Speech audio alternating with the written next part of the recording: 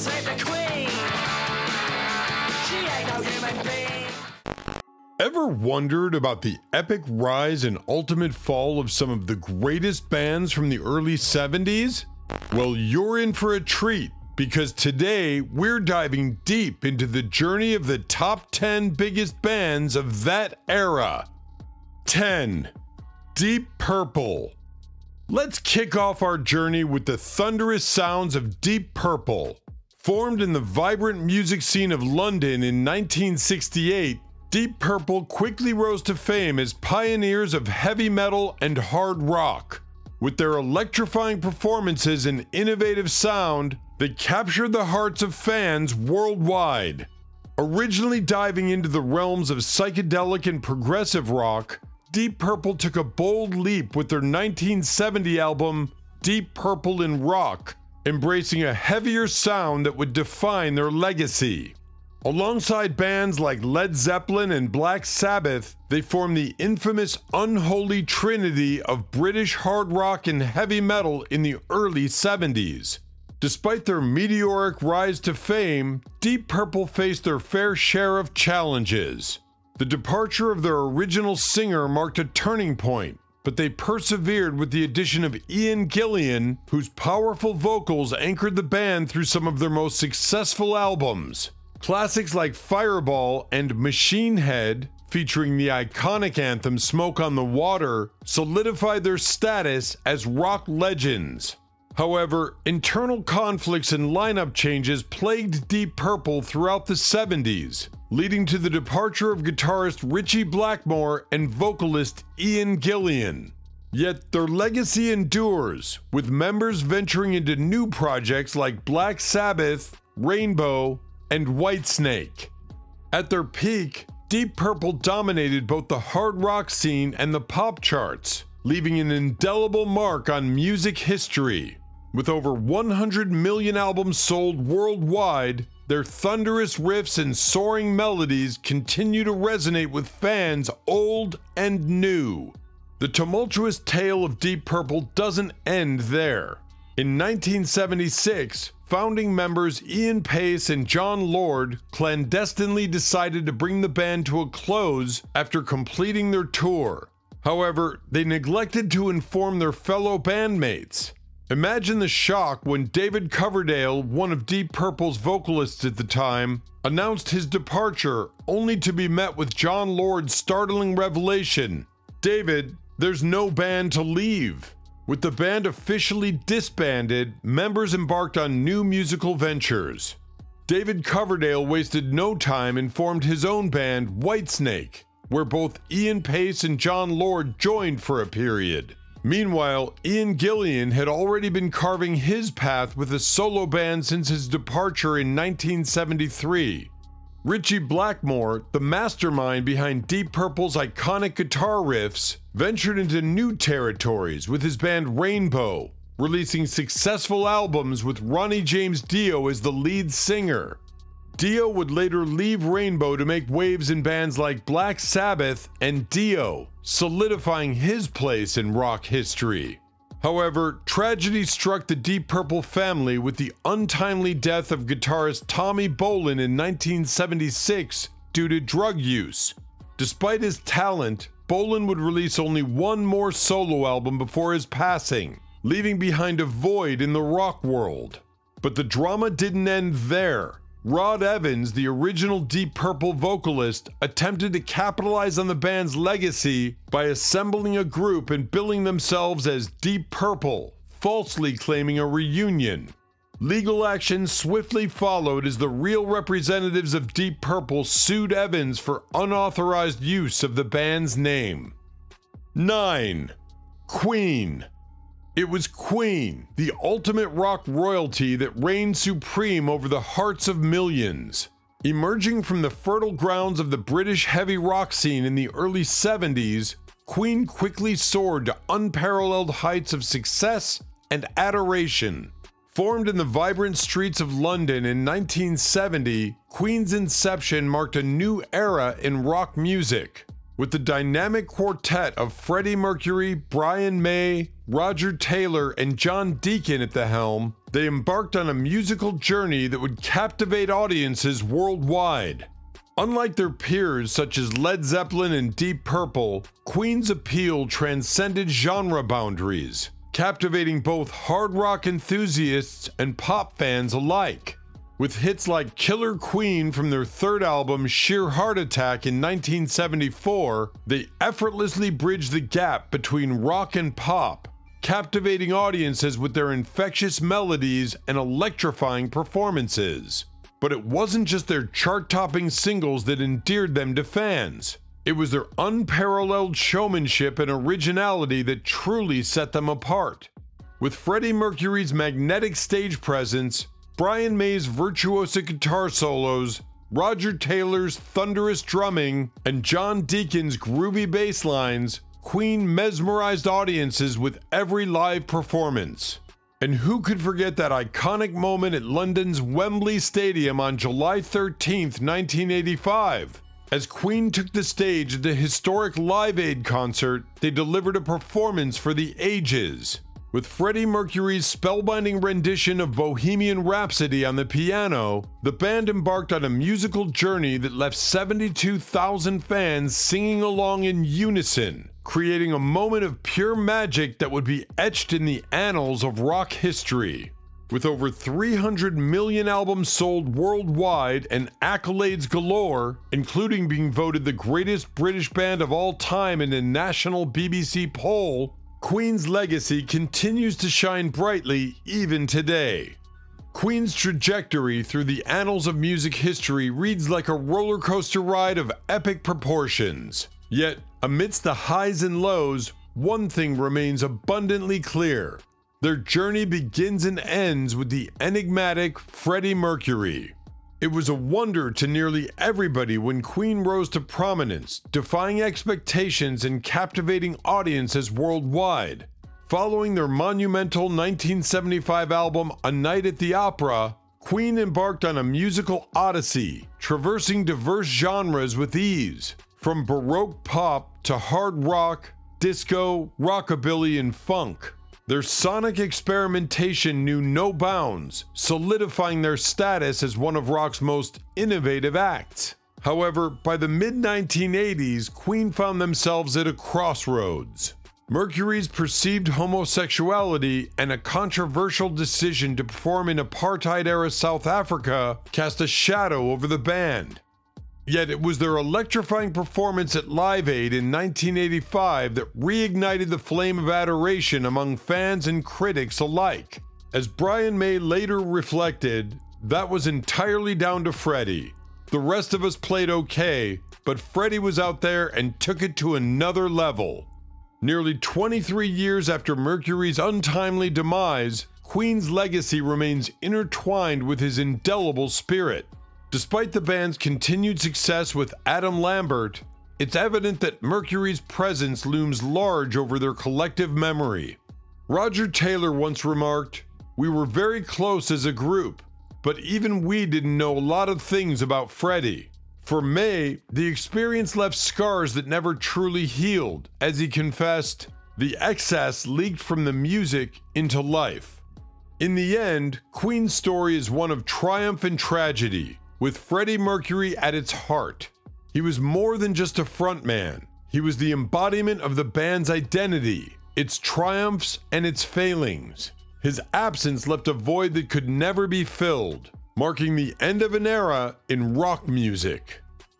8. Black Sabbath.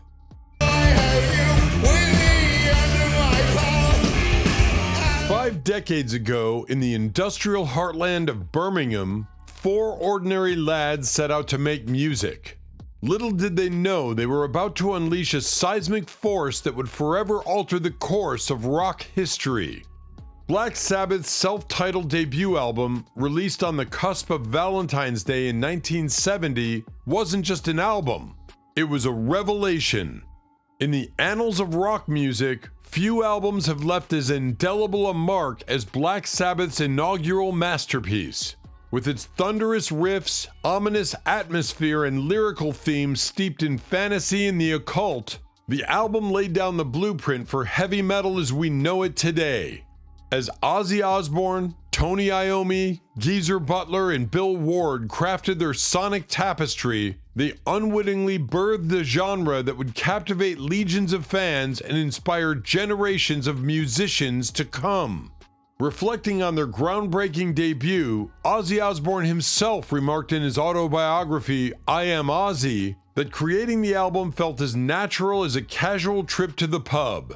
Yet, the truth behind Black Sabbath's awe-inspiring power lies in the darkness from which it emerged. While their contemporaries embraced the ethos of peace and love, Black Sabbath delved into the shadows, drawing inspiration from the realms of fantasy, the occult, and literature luminaries like Aleister Crowley and H.P. Lovecraft.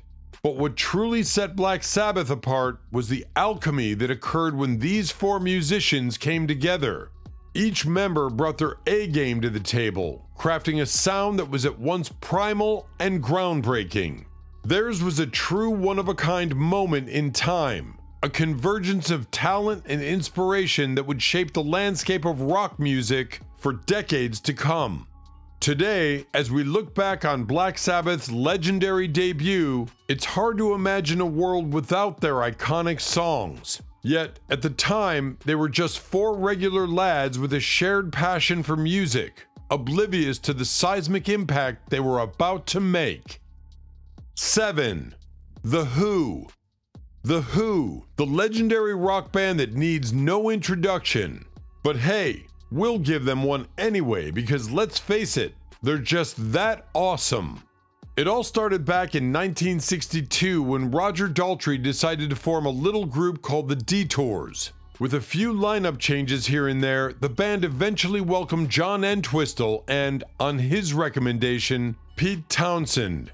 And let's not forget the powerhouse behind the drum kit, Keith Moon, who joined the party in 1964. Under the guidance of manager Pete Meaden, the band transformed into the High Numbers and later The Who.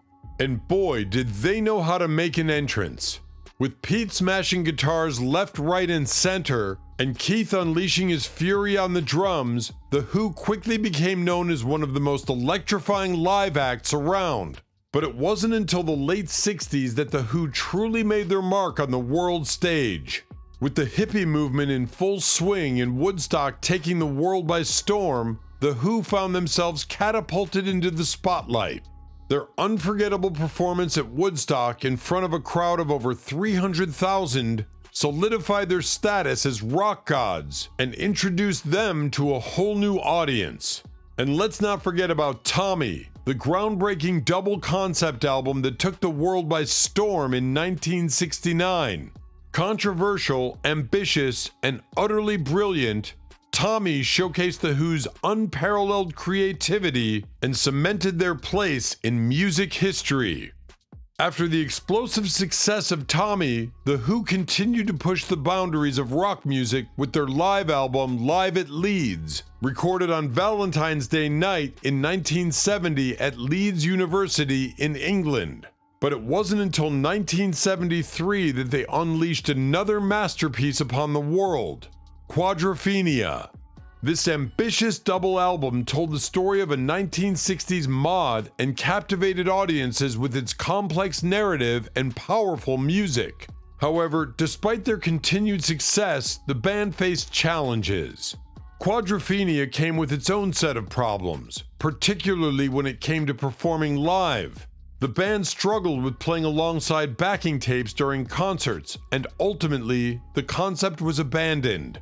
Despite these setbacks, The Who soldiered on, releasing more albums and embarking on tours throughout the early 70s.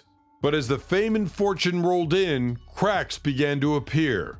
Each member of the band pursued individual endeavors, leading to longer gaps between concerts and albums. Perhaps the most notable change was seen in Keith Moon, whose battle with drugs and alcohol began to take its toll.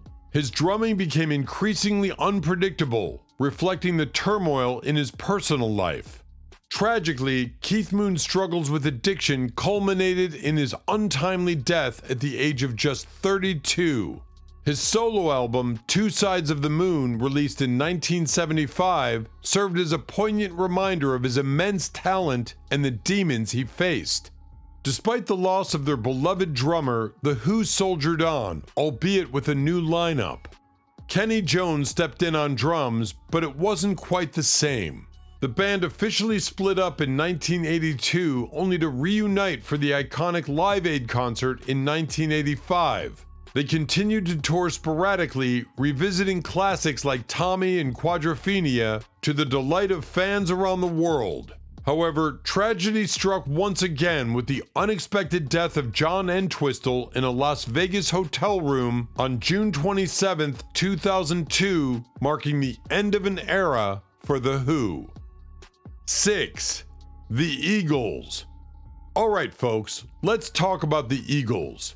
The quintessential American rock band that defined an era and continues to captivate audiences to this day. Formed in sunny Los Angeles in 1971, the Eagles quickly rose to fame with their irresistible blend of rock, country, and folk influences. Led by the dynamic duo of Don Henley and Glenn Frey, the band churned out hit after hit, dominating the charts with iconic songs like One of These Nights, New Kid in Town, and of course the timeless classic Hotel California. But it wasn't just their catchy tunes that made the Eagles stand out. It was their unparalleled success. With 5 #1 singles, 6 #1 albums, and a slew of awards under their belt, including 6 Grammys and 5 American Music Awards, the Eagles were the epitome of musical excellence in the 1970s. And let's not forget about the record-breaking compilation album, Their Greatest Hits, 1971 to 1975. Released in 1976, this powerhouse collection remains one of the best-selling albums of all time, solidifying the Eagles' status as bona fide rock legends. But perhaps what truly sets the Eagles apart is their enduring legacy.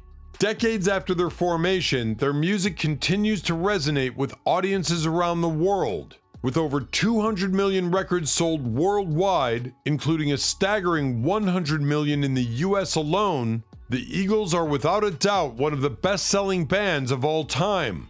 In 1998, they were rightfully inducted into the Rock and Roll Hall of Fame, and in 2004, Rolling Stone named them one of the 100 greatest artists of all time. Not too shabby for a group of musicians who started out as backing band members for Linda Ronstadt, huh? Now let's dive into the dramatic tale of the Eagles' final curtain call. Picture this. It's July 31st, 1980, and tensions are running high during a benefit concert for the late U.S. Senator Alan Cranston. The Eagles are on stage, but behind the scenes a storm is brewing. Years of pressure from record labels to replicate the success of their iconic 1976 album Hotel California have taken their toll. And at the center of it all, a simmering feud between bandmates Don Henley, Glenn Frey, and Don Felder. When your nerves get worn really thin and frayed, that's when people say things, do things, misbehave, reflects Don Felder. Especially when you add fuel to the fire with drugs and alcohol. It just becomes a very volatile situation. Your nerve coatings are only so thick. The concert erupts into chaos as egos clash and tempers flare. And with that, the Eagles decide to call it quits. It's the end of an era, but little did they know it would be their final chapter. Fast forward more than 40 years and the Eagles are still going strong.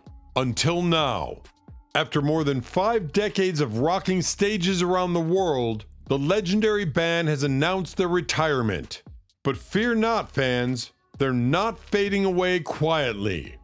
Our long run has lasted far longer than any of us ever dreamed. But everything has its time, and the time has come for us to close the circle, the band declares in a statement. The official farewell tour is currently in the planning stages. We want to give all our fans a chance to see us in this final round. 5. Fleetwood Mac. We all remember Fleetwood Mac, the British blues band turned pop rock sensation that stole our hearts and topped the charts with their iconic tunes. It all started back in 1967 when Mick Fleetwood, John McVie, Peter Green, and Jeremy Spencer joined forces to form the original lineup of Fleetwood Mac. With their roots firmly planted in the British blues scene, the band quickly gained attention with their debut album and the smash hit single Albatross. But it wasn't until later, with the addition of members like Danny Kirwan, Christine McVie, Bob Welsh, Stevie Nicks, and Lindsey Buckingham, that Fleetwood Mac truly hit their stride. With a move to the United States in 1974 and the infusion of Nicks and Buckingham's songwriting prowess, the band underwent a transformation, embracing a pop sensibility that would catapult them to superstardom. In 1975, Fleetwood Mac released their self-titled album, which became a runaway success, paving the way for what would become one of the best-selling albums of all time, Rumours. This masterpiece, released in 1977, not only topped the charts, but also won the Grammy Award for Album of the Year. But what made Rumours truly special wasn't just its commercial success. It was the raw emotion and vulnerability captured in each song. Reflecting the tumultuous relationships within the band, including the breakup of the McVie's marriage and Buckingham and Nick's romance, the album resonated with audiences worldwide, showcasing Fleetwood Mac's unparalleled songwriting talent and captivating vocal chemistry. From the haunting melodies of Dreams to the infectious energy of Go Your Own Way, Rumours epitomized everything that made Fleetwood Mac great. Evocative storytelling, mesmerizing harmonies, and a rock-solid rhythm section that kept us grooving all night long. After the monumental success of Rumours, Fleetwood Mac took a unique turn with their 1979 album Tusk. This idiosyncratic venture showcased the band's willingness to push boundaries and experiment with their sound, solidifying their reputation as musical innovators. However, as the 1980s unfolded, the band members began to explore solo endeavors, with each member pursuing their own artistic paths. Despite this divergence, Fleetwood Mac continued to produce noteworthy albums such as Mirage in 1982 and Tango in the Night in 1987, maintaining their status as a powerhouse in the music industry. The departure of Lindsey Buckingham marked a significant transition for the band, yet Fleetwood Mac persevered, weathering further lineup changes. In a momentous reunion, Fleetwood, John McVie, Christine McVie, Buckingham, and Stevie Nicks reunited to perform at the inauguration of U.S. President Bill Clinton in 1993, reaffirming their enduring legacy. In 1997, the core members came together once again for The Dance, a live album that not only showcased their timeless hits, but also introduced new material to eager fans. This release reignited excitement for the band and paved the way for a triumphant US tour. Despite the passage of time, Fleetwood Mac continued to captivate audiences, releasing Say You Will in 2003, their first studio album in 16 years. However, the absence of Christine McVie underscored her indispensable role within the band, prompting her eventual return in 2014. With Christine McVie back on board, Fleetwood Mac embarked on their first major tour since 2009, thrilling fans around the world. Although discussions of a new album tantalized enthusiasts, the anticipated release never came to fruition. Instead, Buckingham and Christine McVie collaborated on a self-titled album in 2017, showcasing their enduring musical chemistry. In 2018, the music world was rocked by the announcement of Lindsey Buckingham's departure from Fleetwood Mac. Nevertheless, their indelible impact on rock and roll was immortalized with their induction into the Rock and Roll Hall of Fame in 1998, cementing their status as legends of the genre. 4. Pink Floyd. Now let's talk about a band that needs no introduction, Pink Floyd. Hailing from London, this English rock band has left an indelible mark on the music industry with their groundbreaking sound and mind-bending compositions. Formed in 1965, Pink Floyd quickly gained a following as one of the pioneering British psychedelic groups. Led by the enigmatic Syd Barrett, the original lineup also included Nick Mason, Roger Waters, and Richard Wright. With Barrett at the helm, they released hit singles like Arnold Lane and See Emily Play, captivating audiences with their experimental sound and whimsical lyrics. But it was in December 1967 that Pink Floyd underwent a significant change with the addition of guitarist and vocalist David Gilmour. Shortly after, Barrett's deteriorating mental health led to his departure from the band, leaving Waters to step up as the primary lyricist and creative force behind Pink Floyd's iconic albums. Under Waters' leadership, Pink Floyd reached new heights of success, producing some of the most influential albums in rock history. From the introspective journey of The Dark Side of the Moon to the poignant reflections of Wish You Were Here and the dystopian vision of Animals, each album was a masterpiece in its own right. But perhaps the pinnacle of Pink Floyd's career came with the release of The Wall in 1979. A sprawling double album accompanied by a groundbreaking stage show and later adapted into a musical film, The Wall cemented Pink Floyd's status as one of the greatest bands of all time. Following personal tensions, Wright left Pink Floyd in 1981, followed by Waters in 1985. Gilmour and Mason continued as Pink Floyd, rejoined later by Wright.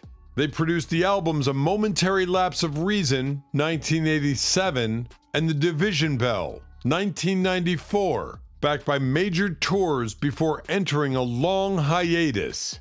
In 2005, all but Barrett reunited for a performance at the global awareness event Live 8. Barrett died in 2006 and Wright in 2008. The last Pink Floyd studio album, The Endless River, 2014, was based on unreleased material from the Division Bell recording sessions. In 2022, Gilmour and Mason reformed Pink Floyd to release the song Hey Hey Rise Up in protest at the Russian invasion of Ukraine. 3. Led Zeppelin.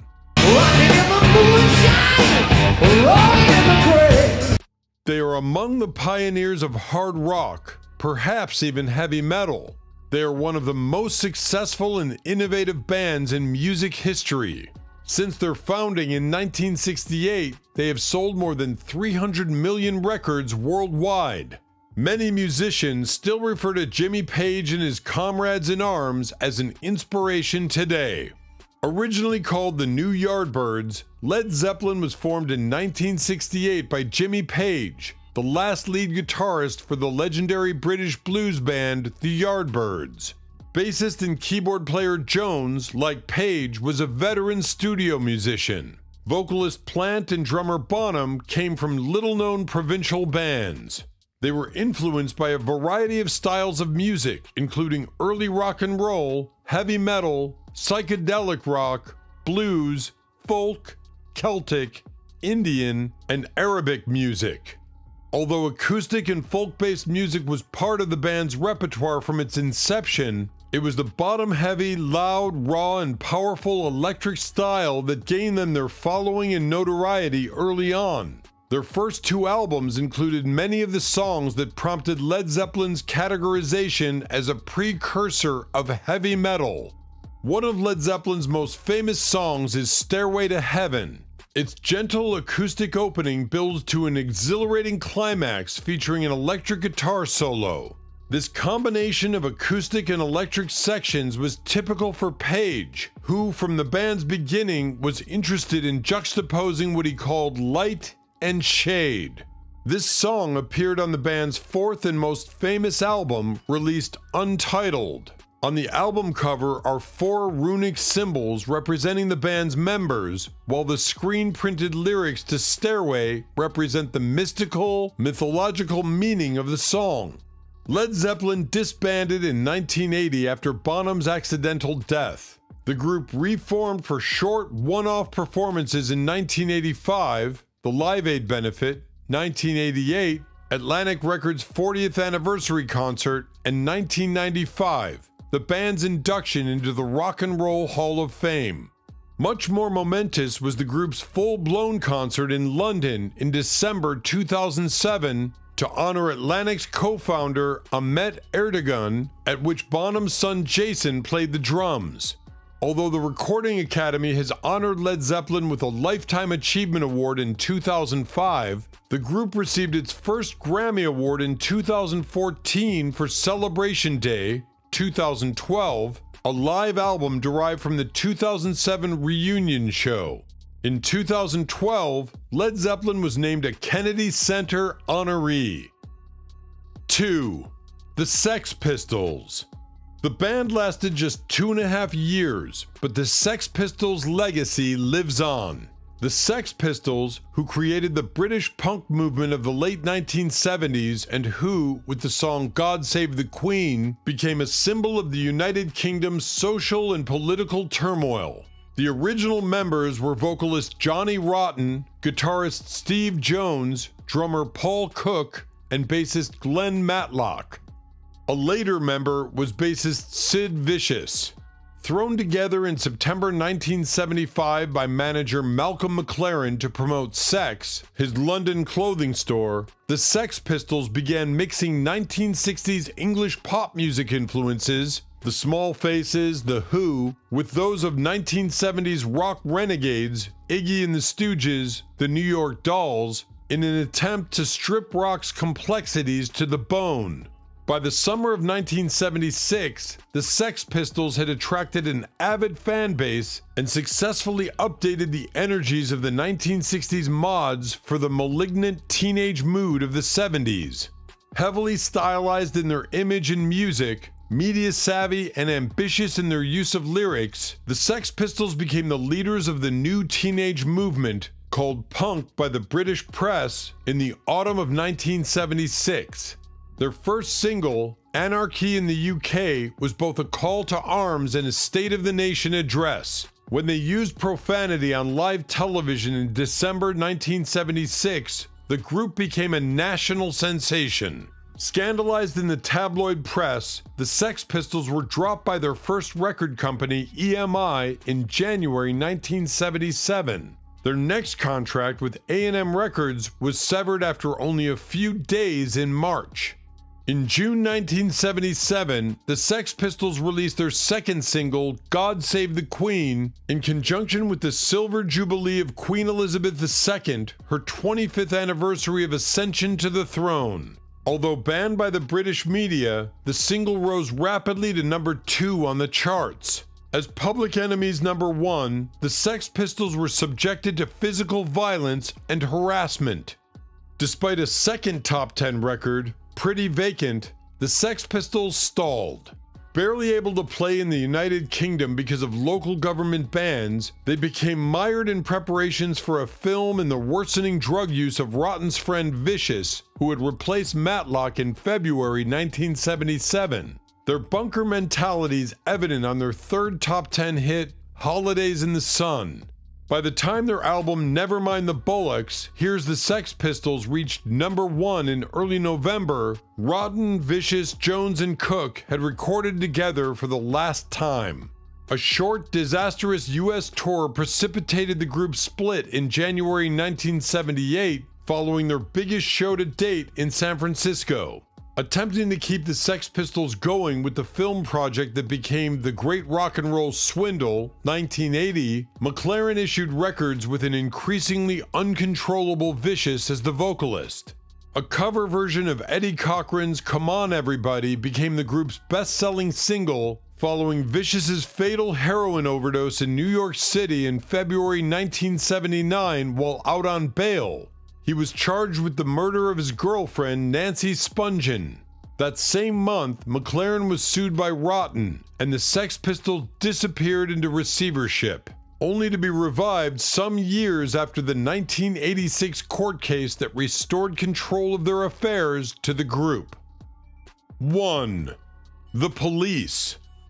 The Police, British-American new wave band that blended reggae, jazz, funk, punk, and world music influences into a hook-laden pop rock. 5 best-selling albums, a bevy of hits, and aggressive touring, including stops in countries usually overlooked by Western pop musicians, combined to make the Police the world's most popular band in the early 1980s. The members were Sting, Stuart Copeland, and Andy Summers. Unlike most of their punk contemporaries, the Police were skilled musicians when they came together in London in 1977. Drummer Copeland played with the progressive rock band Curved Air. Bassist, vocalist, songwriter Sting performed with jazz combos in Newcastle, and Summers, who replaced the group's original guitarist Henry Padovani, was a veteran of numerous British rhythm and blues rock bands. The group reached its commercial and critical peak with the multi-platinum album Synchronicity, 1983. On all their work, Summers' evocative guitar playing and Copeland's polyrhythmic virtuosity provided a solid foundation for Sting's impassioned vocals and sophisticated lyrics, which included references to Vladimir Nabokov and Arthur Kessler. Fans were left puzzled by the Police's sudden disbandment shortly after the release of Synchronicity without any formal announcement. Summers explains that lead vocalist and bassist Sting felt he could pursue a solo career and didn't need the band anymore. Although the decision seemed appealing at the time, it was devastating for the other members of the band. Instead of announcing the end of the Police, their manager Miles Copeland wanted to keep it quiet. It took Summers about a year to come clean and tell the truth about the band's breakup. He couldn't bear lying anymore. In March 1984, after completing their Synchronicity tour, the band members pursued individual projects. Sting released his solo debut album, The Dream of the Blue Turtles, while drummer Stuart Copeland focused on his world music album film project, The Rhythmatist, and Summers collaborated with Robert Fripp on a second record. It is true that attempts to reunite the band were made, but they were unsuccessful. And, as Summers describes it, pathetic. Thanks for tuning in to our journey through the rise and fall of the early 70s top 10 biggest bands. If you enjoyed this video, don't forget to hit the like button and subscribe for more fascinating music history content. Keep rockin' and see you next time.